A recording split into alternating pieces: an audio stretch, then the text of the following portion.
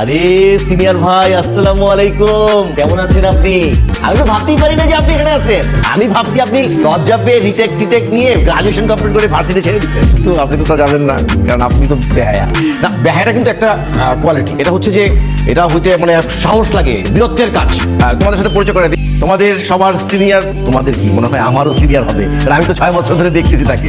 হ্যাঁ, আমার আগে কে কে দেখতে জানি না। তো তোমাদের সিনিয়র ভাই হচ্ছে আরমান ভাই। ওনার সাথে যারা ছিলেন তারা গ্রাজুয়েশন কমপ্লিট করে মাস্টার্স শেষ করে বিয়ে শাদী করে বাচ্চা কাচ্চা নিয়ে সেটেল। জুনিয়ররা তার সিনিয়র হয়ে যাচ্ছে, কিন্তু আমাদের ভাই কিন্তু আমাদেরকে ছেড়ে যাচ্ছে না। কেন? ভালোবাসা। তো সে যে আমাদের প্রতি ভালোবাসা দেখিয়েছে, আমরা কি পিছিয়ে থাকবো? আমরাও পিছিয়ে থাকবো না, আমরাও তার ভালোবাসার প্রতিদান দিব। কিভাবে দিব? আমি হেড অফ ডিপার্টমেন্টের সাথে কথা বলবো। আমরা নতুন একটা ডিপার্টমেন্টের ব্যবস্থা, সেই ডিপার্টমেন্টের বিষয়বস্তু কি হবে, যে বিষয়ে আমাদের আরমান সাহেব পারদর্শী। এখন প্রশ্ন যে সে কিসের উপর পারদর্শী, সেটা হচ্ছে গ্যাঞ্জাম, মারামারি, বদমাশি। এইটার এই সাবজেক্টে যদি আমরা মানে একটা আয়োজন করতে পারি, তাহলে আমি নির্ঘাত যে সে পাশ করবে।